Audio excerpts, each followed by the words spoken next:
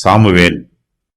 அவர்கள் பட்டணத்து மேட்டின் வழியாய் ஏறுகிற போது தண்ணீர் எடுக்க வந்த பெண்களைக் கண்டு, ஞான திருஷ்டிக்காரன் இங்கே இருக்கிறாரா என்று அவர்களை கேட்டார்கள். அதற்கு அவர்கள், இருக்கிறார், இதோ உங்களுக்கு எதிரே இருக்கிறார், தீவிரமாய் போங்கள். இன்றைக்கு ஜனங்கள் மேடையில் பலியிடுகிறபடினால் இன்றைய தினம் பட்டணத்திற்கு வந்தார். நீங்கள் பட்டணத்திற்குள் பிரவேசித்தவுடனே அவர் மேடையின் மேல் போஜனம் பண்ணப் போகிறதற்கு முன்னே அவரை காண்பீர்கள். அவர் வரும் மட்டும் ஜனங்கள் போஜனம் பண்ண மாட்டார்கள். பலியிட்டதை அவர் ஆசீர்வதிப்பார். பின்பு அழைக்கப்பட்டவர்கள் போஜனம் பண்ணுவார்கள். உடனே போங்கள், இந்நேரத்திலே அவரை கண்டுகொள்ளலாம் என்றார்கள். அவர்கள் பட்டணத்திற்கு போய் பட்டணத்தின் நடுவே சேர்ந்த போது, இதோ சாமுவேல் மேடையின் மேல் ஏறி போகிறதற்காக அவர்களுக்கு எதிரே புறப்பட்டு வந்தான்.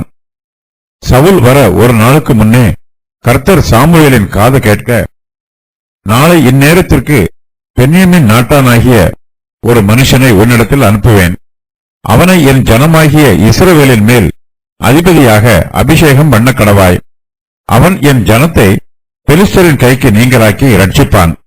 என் ஜனத்தின் முறையிடுதல் என்னிடத்தில் வந்து எட்டினபடியினால் நான் அவர்களை கடாட்சித்தேன் என்று வெளிப்படுத்தி இருந்தார். சாமுவேல் சவுலை கண்டபோது கர்த்தர் அவனிடத்தில், இதோ நான் உனக்கு சொல்லியிருந்த மனுஷன் இவனே, இவன்தான் என் ஜனத்தை ஆளுவான் என்றார். சவுல் கிபியா ஊரை சேர்ந்தவர், சாமுவேல் ராமா ஊரை சேர்ந்தவர். இவ்விரண்டு ஊர்களுக்கும் நடுவிலே சுமார் 20 மைல் தூரம் உள்ளது. மிஸ்பா ராமாவுக்கு அருகில் உள்ளது. சாமுவேல் மிஸ்பாவில் இருந்து இஸ்ரவேல் புத்திரரை நியாயம் விசாரிப்பது வழக்கம்.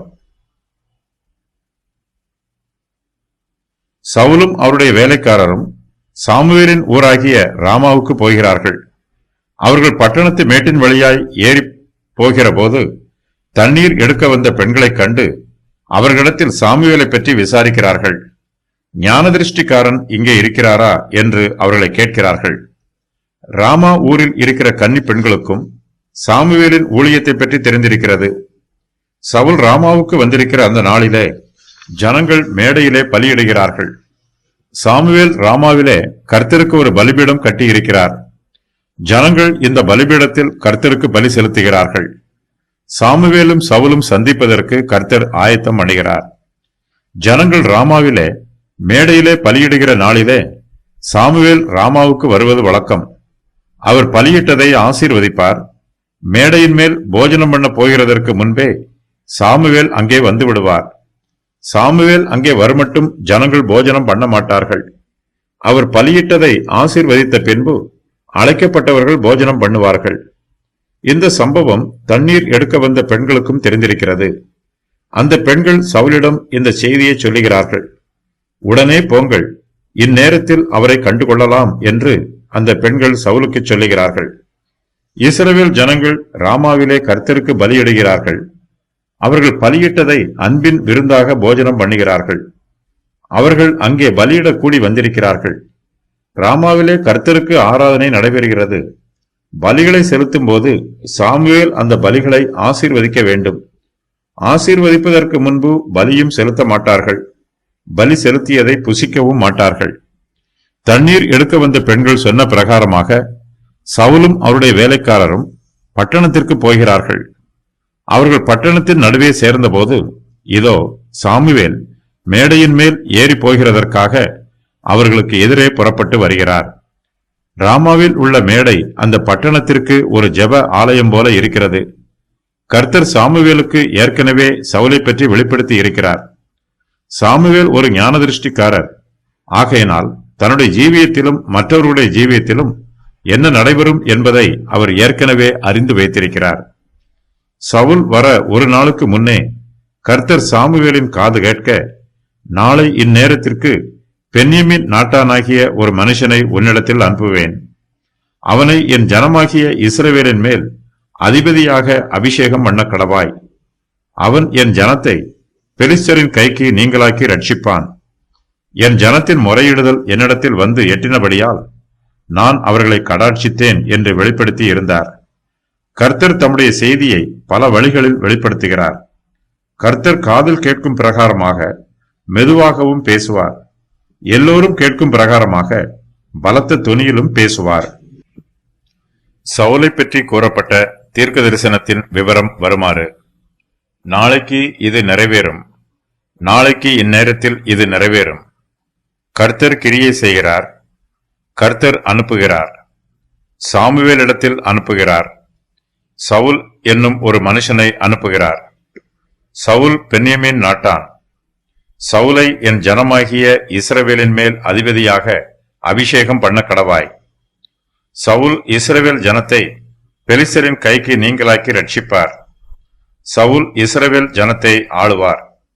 தங்களை நியாயம் விசாரிக்க ஒரு ராஜாவை ஏற்படுத்த வேண்டும் என்று இஸ்ரவேல் புத்திரர் சாமுவேலிடம் கேட்டார்கள்.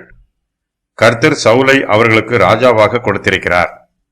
கர்த்தர் சாமுவேலின் காது கேட்க பேசுகிறார். சாமுவேலிடம் ரகசியம் பேசுவது போல பேசுகிறார். கர்த்தர் பேசுவது சாமுவேலின் மனதில் படுகிறது. ஒருவேளை கர்த்தர் மெல்லிய சத்தத்தினால் சாமுவேலிடம் பேசியிருக்கலாம். கர்த்தர் சாமுவேலின் காது கேட்க வெளிப்படுத்தி இருந்தார் என்னும் வாக்கியமானது மூல எபிரேய பாஷையிலே கர்த்தர் சாமுவேலின் காதை திறந்தார் என்று பொருள்படுமாறு எழுதப்பட்டிருக்கிறது. கர்த்தர் ஒரு ஆத்மாவுக்கு தம்மை வெளிப்படுத்தும் போது அவர் அந்த நபரின் காதை எப்பத்தா என்று சொல்லி திறக்கிறார்.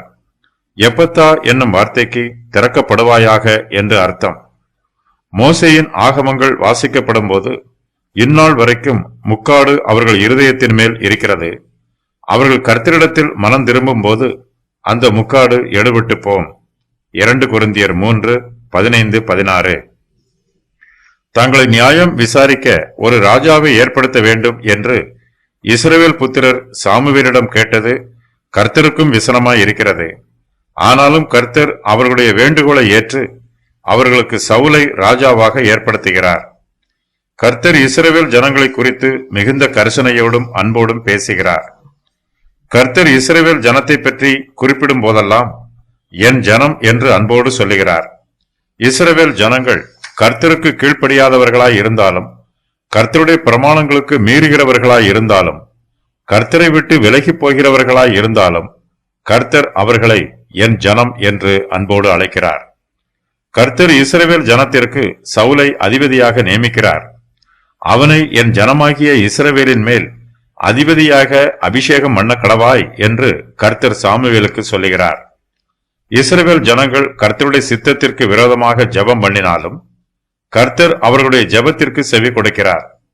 என் ஜனத்தின் முறையிடுதல் என்னிடத்தில் வந்து எட்டினபடியினால் நான் அவர்களை கடாட்சித்தேன் என்று கர்த்தர் சாமுவேலுக்கு சொல்லுகிறார். சவுல் நடுவாசலில் சாமுவேலிடத்தில் வந்து ஞானதிருஷ்டிக்காரன் வீடு எங்கே சொல்லும் என்று கேட்கிறார்.